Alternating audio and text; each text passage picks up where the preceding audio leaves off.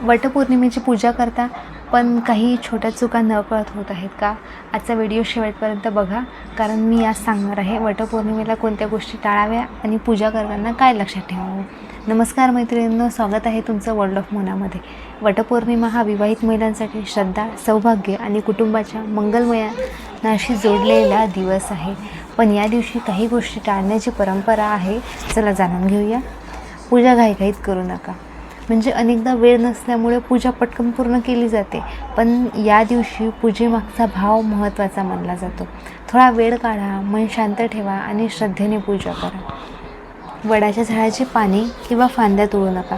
वटवृक्षाला पूजनीय मानले जाते, त्यामुळे झाडाला इजा होईल असं काही करू नका. पूजा करताना फक्त नमस्कार, प्रदक्षिणा आणि प्रार्थना करा. भांडण आणि नकारात्मक बोलणे टाळा. या दिवशी शक्य असल्यास घरात शांत वातावरण ठेवा. राग, वाद, कडू शब्द यापासून दूर राहण्याचा प्रयत्न करा. अस्वच्छता टाळा. पूजेपूर्वी स्नान करा, स्वच्छ कपडे परिधान करा आणि पूजा साहित्य नीट ठेवा. स्वच्छता ही पूजेचा एक भाग मानली जाते. उपवास करत असाल तर स्वतःची काळजी घ्या. उपवास करायचा की नाही हे वैयक्तिक असतं, पण दिवसभर पाणी न घेणे किंवा तब्येतीकडे दुर्लक्ष करणे योग्य नाही. श्रद्धेसोबत आरोग्याचीही काळजी घेणे महत्त्वाचे आहे. तुलना करू नका. अमुक व्यक्ती अशी पूजा करते म्हणून मीही तसंच करायला हवं असा विचार करू नका. प्रत्येक घरची परंपरा वेगळी आहे. फक्त फोटोसाठी पूजा करू नका.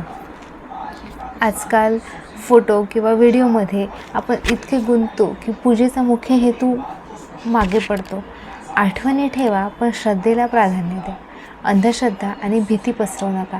हे नाही केलं तर अशुभ होईल अशा भीतीपेक्षा श्रद्धा, सकारात्मकता आणि कुटुंबातील प्रेम यांना महत्त्व द्या. तर मैत्रिणींनो, वटपौर्णिमेला या चुका टाळा आणि श्रद्धेने पूजा करा.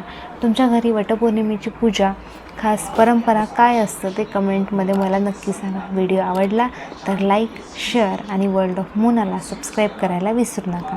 धन्यवाद.